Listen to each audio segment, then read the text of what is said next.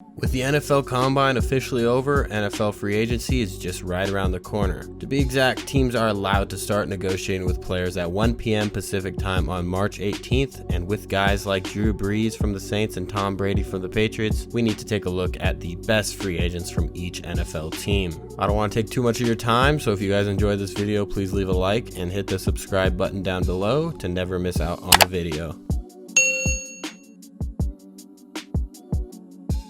Now, the very first team is going to be the Arizona Cardinals, and this year the best free agent coming out of Arizona is Kenyon Drake. After being traded to the Cardinals by the Dolphins last year, Drake stepped up as an RB1 for some games, and with only 10 games played, he rushed over 800 yards and 8 touchdowns.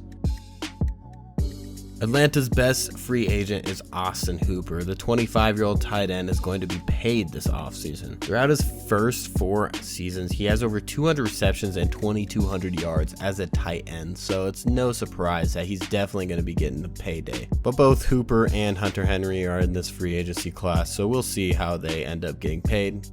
Baltimore has a ton of free agents in 2020, but the most noticeable for them is probably being Jimmy Smith. He's played his whole career in Baltimore so far, all 9 years of it, so it's likely he's just going to stick around, but we will see.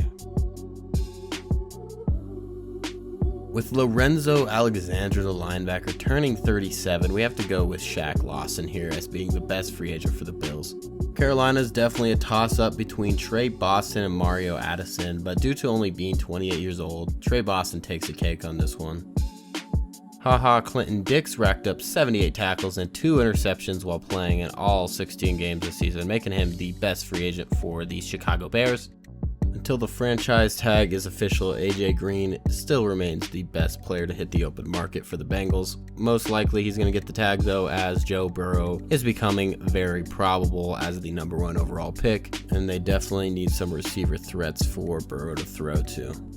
Kareem Hunt is a restricted free agent this year, which means they will give the Browns the option to match any offer to Hunt and strap a draft pick tender to him, but who knows where Hunt will end up in free agency. And of course they have Chubb, who has stepped up as a easy #1 guy, so there's no reason for them to even match anyone, so we'll see where he ends up. But the RB class this year includes the leading rusher Derrick Henry, so we need to see how the market looks for Hunt. Michael Bennett, Robert Quinn, Amari Cooper, and Byron Jones?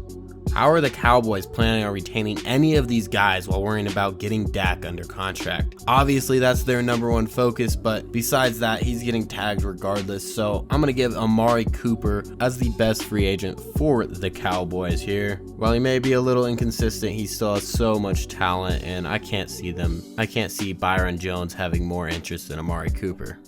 Chris Harris is an unrestricted free agent this season and is hands down the best player from the Broncos this free agency. Odds are Harris finds a new home come March 18th, and some names that have been in the mix are Detroit and the Chiefs, so time will tell on that one, but it doesn't look like he's going to be sticking around in Denver. Detroit has plenty of problems to solve this offseason, and one of them is definitely Damon Harrison. The 31-year-old defensive tackle has been consistent present since coming into this league. Harrison has over 480 tackles over his entire career, which is very impressive, so we'll see if they try to retain him this year. Brian Beluga and Blake Martinez lead the way, but after a 155 tackle season, Martinez is the champ for the free agency class this year for the Packers. DJ Reader, the big man out of Clemson, had an impressive 52 tackles this season in just 15 games for Houston, and should be in for a nice payday. Houston has stated that they don't really want to give anyone the franchise tag, so he's definitely going to hit the open market, and currently his market value sits at around $11.9 million a season. We'll see how close he gets to that target. Anthony Costanzo played every offensive snap for the Colts this past season. He is coming off a 4-year, $43 million contract. So we will see what he can get out of this year's free agency now that he is 31 years old. Yannick Ngakoue has expressed his desire to play elsewhere come 2020, yet Jacksonville still insists on tagging up Ngakoue and trading him away. It's unsure of where he will end up, however, he is in for a nice payday for being only 24 years old and already has 37.5 sacks throughout his career. Very impressive. So Chris Jones has been franchise tagged, so Emmanuel Ogbah and Cameron Irving will likely get the most attention this offseason from the Chiefs. Ogbah takes it for me though, as he has the most upside in his career. Carl Joseph of the Raiders only played 9 games this past season, but still boasted an impressive 49 tackles. Rivers, Melvin Gordon, and Hunter Henry before the 2019 season consisted of most everything the Chargers did, and now with them all being unrestricted free agents come 2020, everyone is curious about how different the Chargers will look this upcoming season. Due to the age of Rivers, Melvin Gordon definitely takes the cake as the best Chargers free agent. He's definitely going to be getting paid, and Eckler just got paid for the Chargers, so he will be playing somewhere else in 2020. Both Dante Fowler Jr. and Corey Littleton both will have plenty of options this offseason, but with 11.5 sacks this past season, Fowler takes it for LA. Miami definitely doesn't have much going for them, but at least they don't have too many free agents to worry about this year. The one getting the most attention for me is 34-year-old Aqib Talib. Coming off 2 disappointing seasons where he was depleted with injury for sure, Talib needs to get his body right and have a nice campaign, or he can just hang up the cleats now and say goodbye. Minnesota is once again flying under the radar this offseason. Silently, they continue to be a solid football team under Zimmerman, but with success, of course, comes tough decisions, and the Vikings will need to make plenty of them this offseason. Anthony Harris, which is ranked number 8 in the PFF's top free agent available list, and have him listed as the second best defensive player available. He definitely takes it for the Vikings' most dominant free agent this year. No surprise here, Tom Brady is the best free agent coming from the Patriots. The 42-year-old quarterback is preparing himself for one last playoff push. If Brady gets a better supporting cast, we can see him make another playoff run for sure, but that leads me to the question, where do you guys think Tom Brady's going to end up? Is he going to stay with the Patriots, or is he going to go elsewhere? Hopefully, he goes elsewhere. I think that would really shake up the league and really start a real shuffle there. I kind of want to see him go to Tampa or maybe to Tennessee. Drew Brees is of course a free agent this year, although it is very likely he remains a Saint for the rest of his career. He is still the best Saints free agent this year. As for players that are most likely to find a new home next year, Teddy Bridgewater. He's definitely a strong candidate to get a starting job next year. 25-year-old Leonard Williams was traded from the Jets to the Giants this past season, still played decent for being in a new system. Williams is set to be an unrestricted free agent, and due to his age, he should get plenty of interest. Onto the other New York team, Robbie Anderson of the Jets is set to be a free agent and is hands down the best Jets free agent. No questions about it.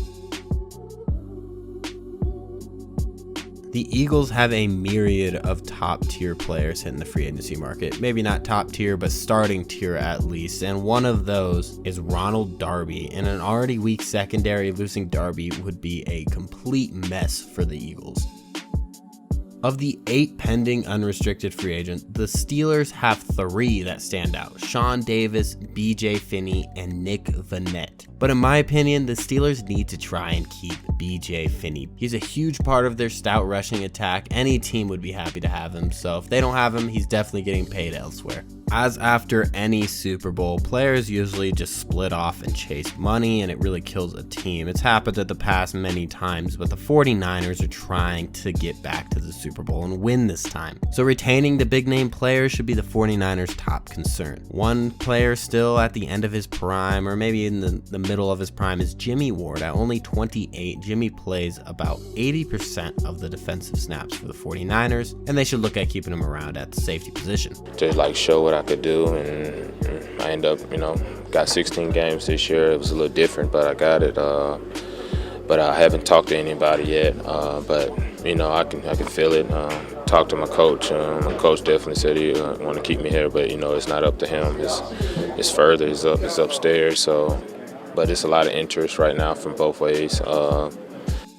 Jadeveon Clowney potentially could be due for a big contract. The only issue Clowney faces is he had a terrible season with the Seahawks, only posting 3 sacks in 11 games. Those numbers definitely don't call for a huge contract, so we will see how teams value him.